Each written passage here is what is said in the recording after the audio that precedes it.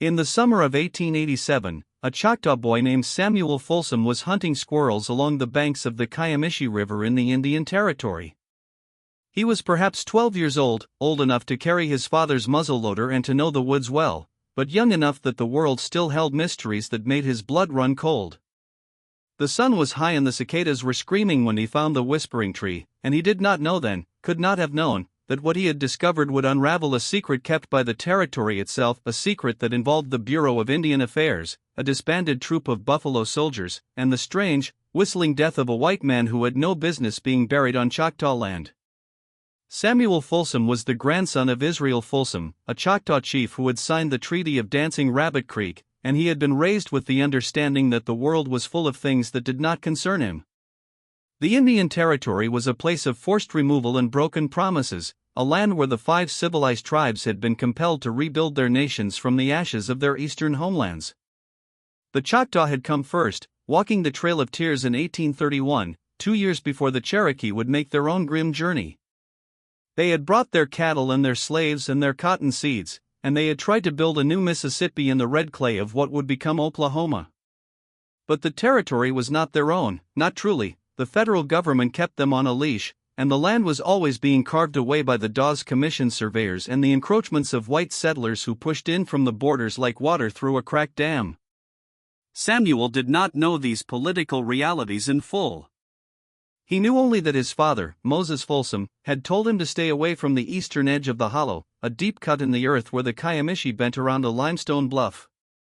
There were old burial mounds there, the father said, mounds that had been there before the Choctaw ever arrived, and white men had been seen poking around in recent months, men who carried not rifles but measuring tapes and notebooks, men who talked of antiquities and repatriation as though those words had any meaning to a people who had been stolen from their own graves 1,000 miles away. On the morning of the discovery, Samuel had no intention of disobeying. He was hunting in the familiar woods north of the hollow when he spotted a squirrel darting through a stand of post oaks. He tracked it for nearly a mile, his moccasins silent on the leaf litter, and when the squirrel finally disappeared into the hollow, Samuel paused. He could hear the water trickling below. He could smell the damp earth and the wild mint that grew along the creek bank. And he could see something else, something that made him freeze with a hunter's instinct honed by years of patient waiting. There was a tree at the edge of the hollow, a massive old black gum with roots that had clawed their way into the limestone. In the crotch of that tree, wedged between 2 thick branches as though placed there by careful hands, was a human skull. Samuel did not scream. He did not run. He stood still as a deer catching a scent, and he listened. The birds had gone silent, and the only sound was the wind in the leaves and the distant trickle of water. He crept closer, his eyes fixed on the skull, and as he came within arm's reach, he saw that it was not old, not ancient, not one of the ancestors whose bones might have been disturbed by the white men's digging. It was white. A white man's skull, the bone bleached by sun and rain, the teeth clenched in a grimace that seemed almost to laugh at him. And in the mandible, where the left incisor should have been, there was a gap that had filled with a strange, reddish stain, as though the teeth had been soaked in rust. Samuel Folsom turned and ran. He did not stop until he reached the cabin, his lungs burning and his face streaked with sweat. He told his father what he had seen, his words spilling out in a mixture of Choctaw and English, and Moses Folsom listened with a face that grew harder and darker with each word. The father said nothing at first. He went to the cupboard and took down his old Navy Colt, a relic from his time as a scout during the Civil War. He checked the cylinder and the percussion caps. Then he told his son to stay in the cabin, and he walked out into the afternoon sun, his boots heavy on the packed earth. What Moses Folsom found in the hollow would set in motion a chain of events that reached all the way to Washington, D.C., and that would uncover a conspiracy that had been buried in the red clay for nearly 2 decades. The skull belonged to a man named William Archer, an employee of the Bureau of Indian Affairs who had been recorded as deserted from his post at the Choctaw Agency in 1869. His personnel file, which would later be discovered in the National Archives, described him as a man of 32, a former schoolteacher from Ohio, a man with a fondness for whiskey and a habit of making enemies. He had arrived at the agency in 1867, assigned to serve as a clerk and interpreter, and he had been, by all accounts, singularly unqualified for the position. He had a temper, a quick trigger finger, and a conviction that the native peoples of the territory were children in need of adult supervision. His own supervisors had written him up repeatedly for unbecoming conduct, and there had been whispers of an affair with a white woman who had been traveling through the territory with her husband, a man named Silas Cates. The woman's name was Evelyn Cates, and according to the surviving records of the Choctaw Agency, William Archer had become obsessed with her. He had written her letters that were intercepted and returned to him with warnings. He had tried to find her on the trail, had chased her stagecoach for 5 miles on a borrowed horse. And when the husband, Silas Cates, had threatened to kill him, Archer had laughed and said that dead men told no tales, a phrase that would take on a terrible meaning in the years to come. In August of 1869, William Archer disappeared. The records at the agency noted that he had taken a horse from the agency stables and ridden out into the territory. He was said to be heading to Fort Smith to collect supplies. He never arrived. The horse was found 3 weeks later, grazing in a pasture near the Kiamichi River, still saddled, a water canteen and a bag of hardtack tied to the saddle horn. There was no sign of Archer himself, no sign of a struggle, no blood, nothing but the horse and a single letter in the saddlebag, a letter to Evelyn Cates that had never been sent. The case was closed, filed away as a desertion, a coward's exit from a job he had never wanted. William Archer was officially listed as a deserter, and the territory moved on without him. But the letter in the saddlebag told a different story. It was a letter of apology, a letter of confession, a letter that hinted at a crime so terrible that Archer could not bear to live with it. He had done something, he wrote, something that he could not undo. He had taken a life.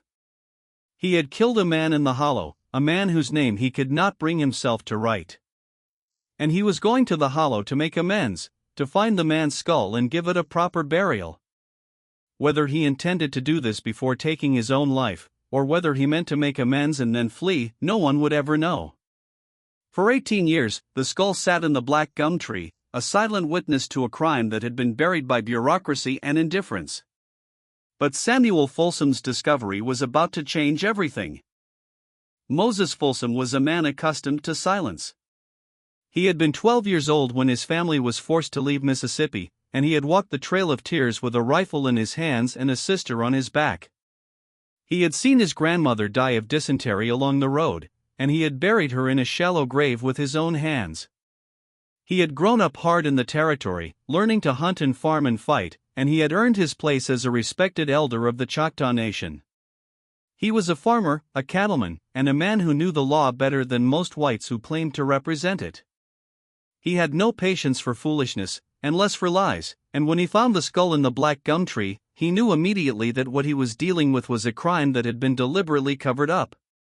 He left the skull where it was and rode into the town of Antlers, where he reported his discovery to the local sheriff, a man named Jedediah Barnes. Sheriff Barnes was a grizzled veteran of the Civil War who had lost 2 sons to the war and had become a lawman out of a sense of duty to a justice he no longer believed in. He listened to Moses Folsom with a practiced patience, his hand resting on the butt of his revolver, his eyes never quite meeting the Choctaw man's gaze. He thanked Moses for the information and said he would look into it. He said he would ride out to the hollow in a day or so, when he had a moment to spare. He said a lot of things that meant nothing. Moses Folsom did not trust him, and he was right not to. Sheriff Barnes had been in Antlers for only 2 years, and he had a reputation for being more interested in the political affairs of the territory than in its criminal ones. He was a man who knew which side his bread was buttered on, and the butter came from the Bureau of Indian Affairs, which paid him a retainer to keep an eye on unrest among the tribes. Barnes had no intention of digging up a mystery that might involve the Bureau, no desire to open a can of worms that could lead back to Washington and the men who signed his checks. He told Moses Folsom to mind his own business, to forget about the skull and focus on his cattle, and to keep his mouth shut if he knew what was good for him. Moses Folsom walked out of the sheriff's office with a cold rage burning in his chest. He returned to the hollow that evening, and he buried the skull in a box he had built himself, a simple pine box lined with a wool blanket from his own home. He said a prayer over it, a Choctaw prayer of a type that his grandfather had taught him, a prayer for the restless dead. He did not know what William Archer had done, and he did not know who the man was whom Archer had killed, but he knew that no soul deserved to be left in the branches of a tree to rot and wither. The box was found 2 weeks later, dug up and smashed to pieces, the skull gone, the wool blanket scattered on the ground. The message was clear: someone did not want this case investigated. Someone wanted William Archer's secret to stay buried in the red clay, and they were willing to take extraordinary measures to ensure that it did. The investigation that followed was conducted by a man named Thaddeus Laramie, a special agent for the Indian Department who had been sent from Washington to look into complaints of corruption at the Choctaw Agency. Laramie was a former Pinkerton detective, a man with a reputation for thoroughness and a prickly disregard for political hierarchy. He had been assigned to the territory to investigate claims that the Bureau was systematically defrauding the Choctaw Nation of its land allotments and that employees at the agency were taking bribes from white settlers seeking to push the boundary lines further into Indian land. Laramie was 47 years old, a widower with no children and a scar across his left cheek that he had acquired in a knife fight in New York City during his Pinkerton days. He was not the kind of man who gave up easily, and he was not the kind of man who took mind-your-own-business for an answer. He arrived in the territory with his credentials and a list of names, and when he heard the story of the skull from Moses Folsom, he recognized a piece of a puzzle that had been eluding him for weeks. The puzzle involved the intersection of several different threads, a pattern of land grabbing that seemed too organized to be the work of random squatters, a series of mysterious deaths among native leaders who had been resisting the Dawes Commission, and a quiet, persistent rumor that the Bureau of Indian Affairs was turning a blind eye to the activities of a secretive group of white men who called themselves the Syndicate. Laramie had been hearing the name for months, always in whispers, always denied by the Bureau officials he questioned. But the Syndicate was real, he was sure of it, and they had their hands in everything from timber rights to cattle rustling to the trafficking of land patents stolen from tribal members. The skull was a clue that Laramie had been waiting for. It suggested a connection between the Syndicate and a murder that had been covered up years before, a murder that might have involved a Bureau employee named William Archer. Laramie dug into the records, finding the same sparse file that Moses Folsom had discovered, a report of desertion, a note about the horse being found, a single letter that had been filed and forgotten. He traced the letter's references to Evelyn Cates, and found that she had died in 1871, 2 years after Archer's disappearance, under circumstances that were also suspicious. She had been found dead in her hotel room in Fort Smith, an overdose of laudanum, a common means of suicide, but the attending physician had noted a bruise on her neck that he had dismissed as an injury sustained during a fall. Laramie found the physician's original notes, and he noticed that the bruise was the shape of a hand. A hand that had been pressing too hard on a throat. Evelyn Cates had not killed herself. She had been murdered. And Laramie was now convinced that whoever had killed her was the same person who had killed the man whose skull had been hidden in the black gum tree. To understand the full horror of what Laramie was uncovering, it is necessary to understand something about the Indian Territory in the 1880s. This was a place where the law was a suggestion, where federal marshals were spread thin, where the tribal governments had been stripped of their authority by the Dawes Act, and where white settlers were pouring in by the thousands, eager to stake a claim to land that did not belong to them. The Syndicate was a loose affiliation of lawyers, politicians, and speculators who had realized that the Dawes Act was a goldmine if you knew how to exploit it. The Dawes Act, passed in 1887, allowed the federal government to break up tribal lands into individual allotments, with the surplus land sold to white settlers. The goal, ostensibly, was to encourage native assimilation into American life. The effect, in reality, was a massive land grab, a transfer of tribal property to white hands that made a mockery of the treaties the government had signed. The Syndicate was the mechanism by which this transfer was accelerated. They used every trick in the book, bribing agents to falsify allotment records, intimidating tribal elders into signing away their claims, and when all else failed, murdering those who stood in their way. William Archer had known about the Syndicate, and he had been part of it. He had been the Bureau's man in the territory, an interpreter who had been present at numerous allotment meetings, a man who had watched as tribal members were pressured into accepting parcels of land that were worthless, while the best land was quietly set aside for white speculators. He had helped forge documents, he had lied to tribal elders, and he had profited from the misery of a displaced people. But he had also fallen in love with Evelyn Cates, and Evelyn Cates had been the wife of the Syndicate's most powerful member, a man named Silas Cates. It was Silas Cates who had killed William Archer.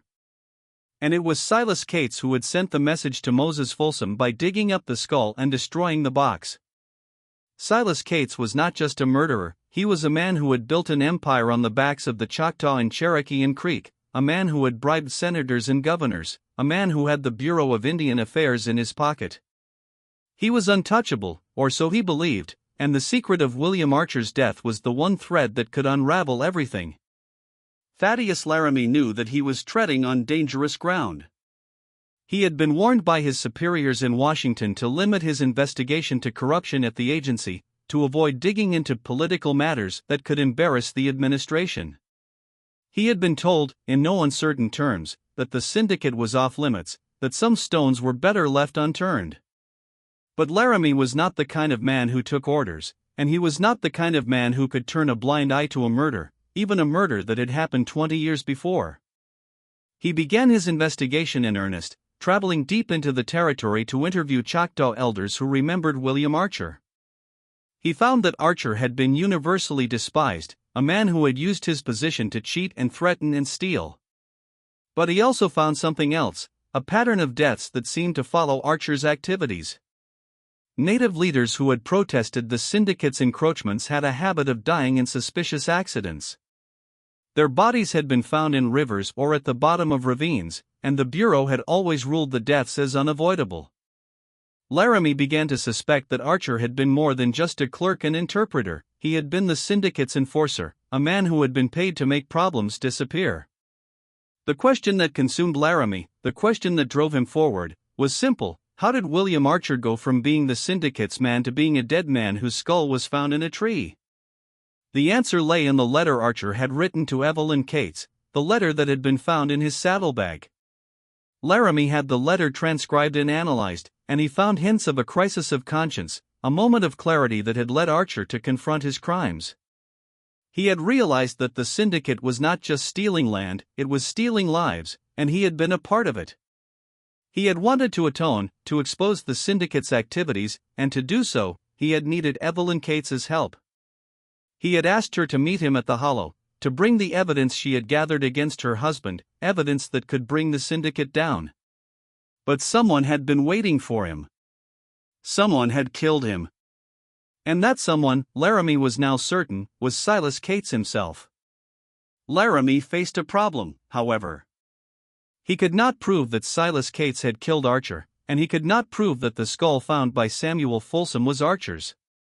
The skull was gone, destroyed by Cates's men, and the only evidence left was a letter that had never been sent, a letter that, even if it were admissible in court, would be dismissed as the ramblings of a guilty man.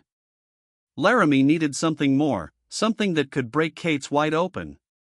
He needed to find the man's head, the literal head of the investigation, but the investigation was now running out of time. The syndicate had powerful friends, not least of which was the President of the United States. Grover Cleveland, the only president to serve 2 non-consecutive terms, had overseen the Dawes Act with approval, believing it to be a civilizing measure. The Bureau of Indian Affairs, under his administration, had been stacked with political appointees who had little sympathy for native peoples and less interest in the graft and corruption that pervaded their own ranks. When Laramie's inquiries reached the Bureau, they were met with silence.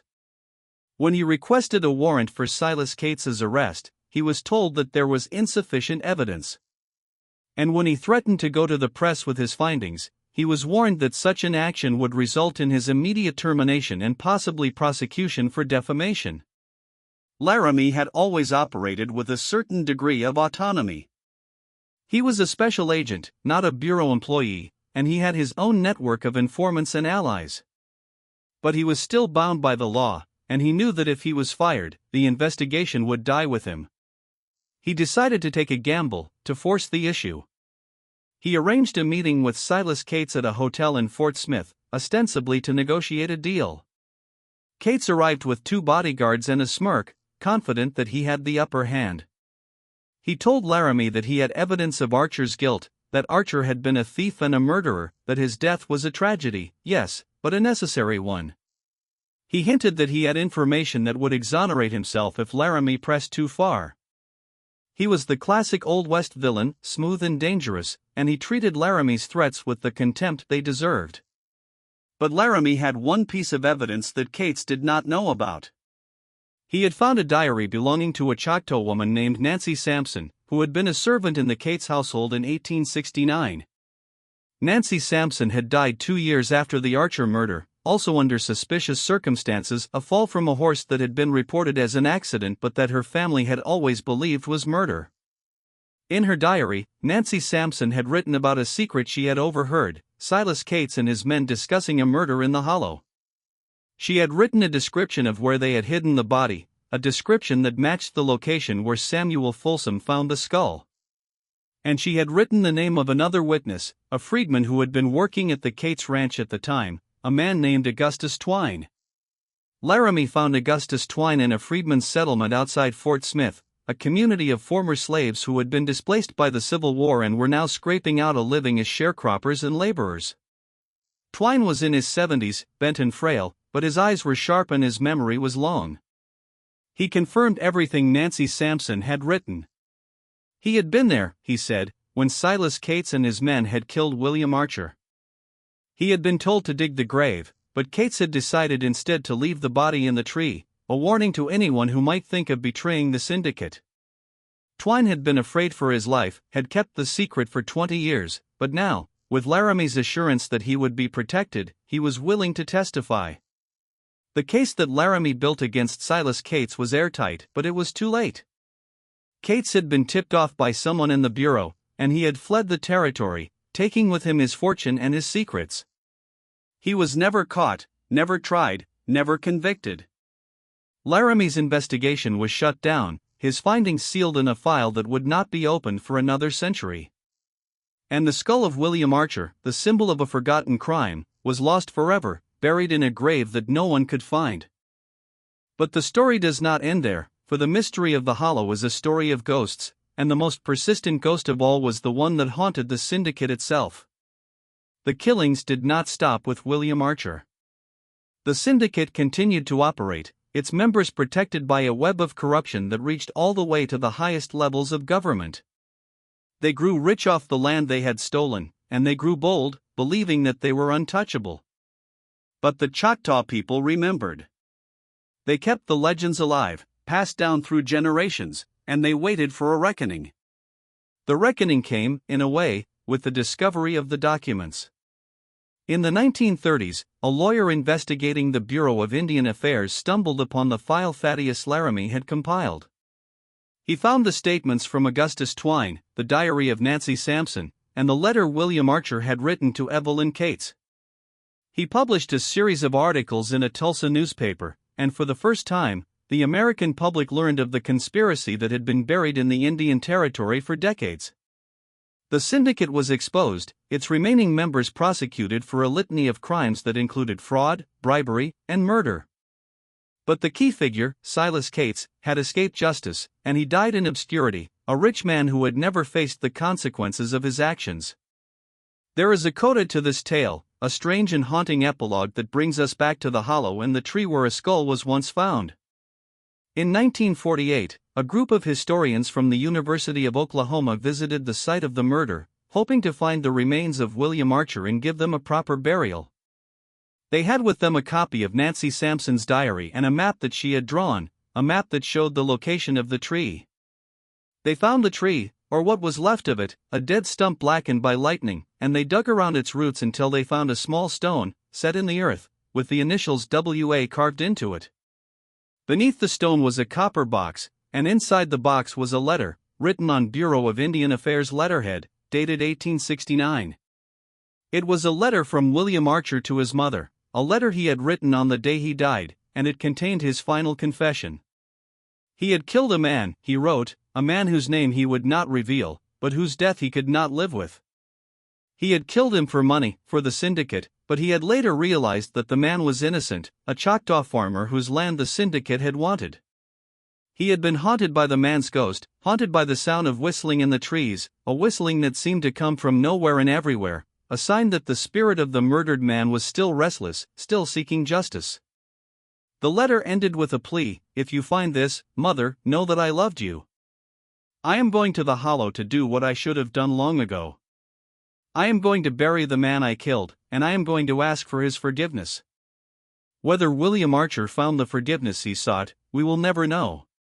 But the letter, and the copper box, and the stone with his initials, tell us that the story of the hollow is one of guilt and atonement, a story that transcends the corruption and violence of the Indian Territory and speaks to something deeper, something human, something that we all share. And yet, there is one more mystery, one that no amount of historical research can solve. In the 1950s, a Choctaw elder named Sam Folsom, the grandson of the boy who had found the skull, told a story that has been passed down in his family for generations. He said that on quiet nights, when the wind is low and the moon is full, you can still hear the whistling in the hollow. It is not a human sound, not quite, but the sound of the dead seeking the peace they were denied in life.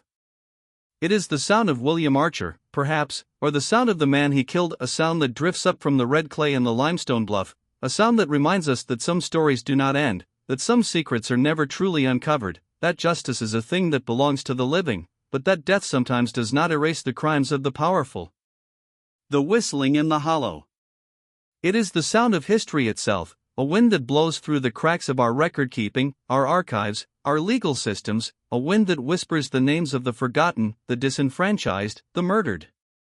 It is the sound of a mystery that remains unsolved, a question that cannot be answered by courts or commissions or presidential pardons. It is the sound of the truth that still has not been told, the sound of a land stolen from its people, the sound of a crime that will never be forgiven. When the sun sets over the Kiamichi River, and the shadows lengthen in Dead Man's Hollow, if you listen closely, you can hear it. A low, mournful whistling, a note that hangs on the air, waiting, always waiting, for someone to come and listen.